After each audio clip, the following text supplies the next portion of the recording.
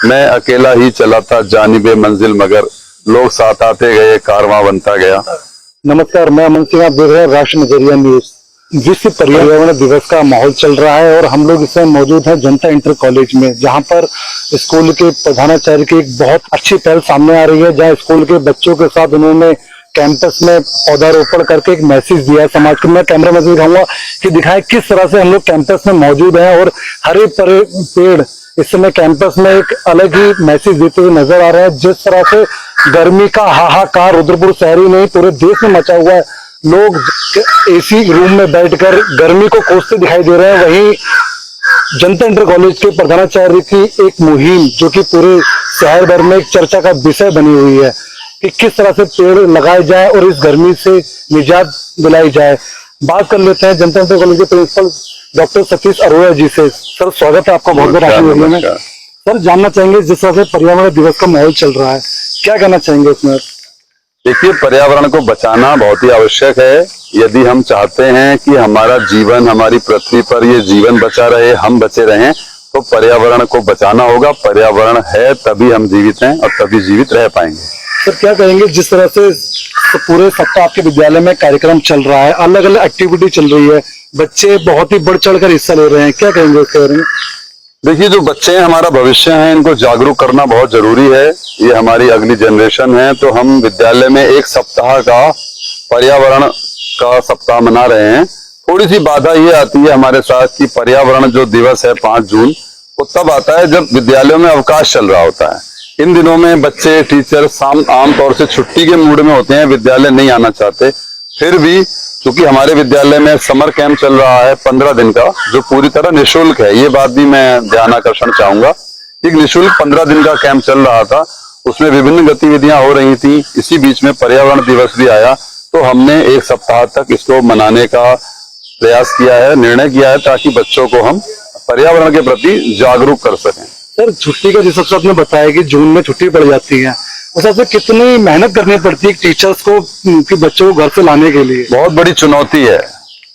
देखिए, जब हम योजना बनाते हैं कि हम एक समर कैंप लगाएंगे, उसमें हम कोशिश करते हैं कि जो कठिन विषय हैं बच्चों के, जैसे हमारे यहाँ बोर्ड के छात्र हैं, तो हम ये भी प्रयास करते हैं कि जो कमजोर छात्र हैं, अगर वो क्लास में पिछड़ रहे हैं, तो जून में उनको कुछ अतिरिक्त विषय उनको हेल्प कर दी जाए, जो उनकी परेशानियां हैं उनका समाधान कर दिया जाए।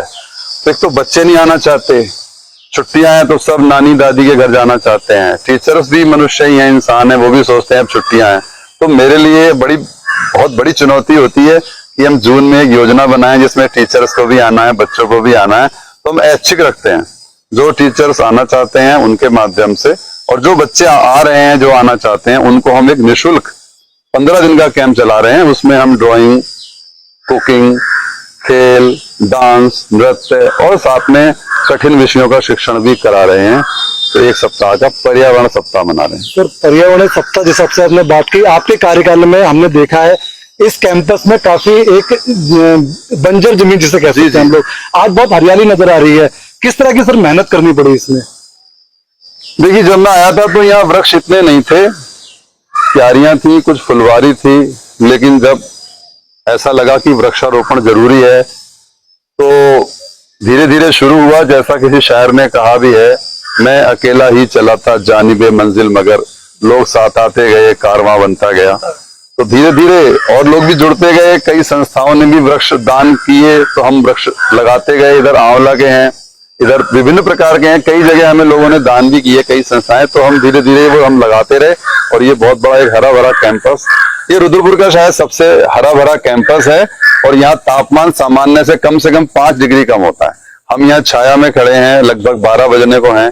हम शहर में खड़े नहीं हो सकते, लेकिन यहाँ खड़े हैं, ना कोई पंखा है, ना कोई एसी है, केवल हमारा जो अतीत था उसको स्मरण कराते हुए ही बहुत सारे वृक्ष हैं जो ठंडक का एहसास करा रहे हैं। सर, लगभग कितने पौधे होंगे इस समय कैंपस में आपके द्वारा जो लगाए गए हैं? यहाँ पर लगभग 1500 से 2000 तक पौधे हैं, और अभी तो हम लगा ही रहे हैं। जब तक जीवन है हमारा तब तक वृक्ष लगाते रहेंगे, अभी और बढ़ जाएंगे। सर, ऐसा कोई पौधा जो आपको लगता है कि शहर में नहीं है या दूर कहीं मौजूद है, वो यहाँ लगाया गया हो? देखिए, लगाए तो बहुत सारे पौधे और बहुत सारे हैं भी, लेकिन कई समस्याएं भी होती हैं। जैसे हमने यहाँ पर एक वो पौधा लगाया था जो रुद्राक्ष का। अब वो देखने में तो बहुत आकर्षक था कि रुद्राक्ष आ रहे थे उस पे, लेकिन वो बहुत कच्चा होता है। जी। जब हवा चलती है तो वो टूटकर गिर जाता है, तो फिर वो हमें उसको हटाना पड़ा, किसी बच्चे के चोट न लग जाए। कई और गुलमोहर का पौधा होता है, बहुत जल्दी बड़ा हो जाता है लेकिन बहुत कमजोर होता है। तो चूंकि ये छात्र छात्राएं भी हैं, उनकी सेफ्टी को ध्यान में रखते हुए जो भी पौधे हमारे पास समाज में जो उपलब्ध थे, नीम, पीपल, आम, इमली, आंवला, बहुत सारे हैं, तुन, अशोक, केसिया, फाइकस, जितने पौधे हमारे आसपास उपलब्ध थे हमने सब लगा रखे। सर, जिस तरह से अभी हम लोग कैंपस में एंट्री करी, एक बहुत बड़ा सवाल उठता है कि सड़क पर जब डावर पड़ जाता है तो उसमें पौधा नहीं लगाया जाता।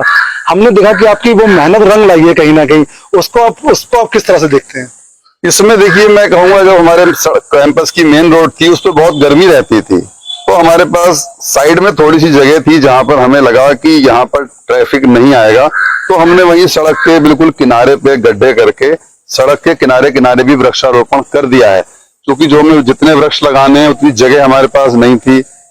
तो जो और भी हमारा कैंपस है, मैं अभी आपको दिखाऊंगा, जहाँ पक्के स्थान थे बच्चों के, वहां हमें लगा कि यहाँ बच्चों को छाया चाहिए, तो हमने फर्श में ही फिर गड्ढे करके भी कुछ वृक्ष लगाए हैं।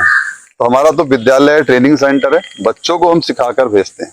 सर, आज जैसे बात करें, आज का जो कार्यक्रम है आपका चित्रकला प्रतियोगिता, बच्चों के द्वारा ड्राइंग बनाई गई है समाज को जागरूक करने में। मैं एक बार कहूंगा कैमरामैन से आए कि दिखाए किस तरह से विद्यालय के बच्चों के द्वारा चित्रकला प्रतियोगिता का आयोजन किया गया है। जनता इंटर कॉलेज में के छात्र छात्राएं हैं ये। एक मैसेज समाज को देते हुए पर्यावरण दिवस के मौके पर कि किस तरह से पर्यावरण दिवस के मौके पर वृक्ष लगाएं और अपने जीवन बचाएं।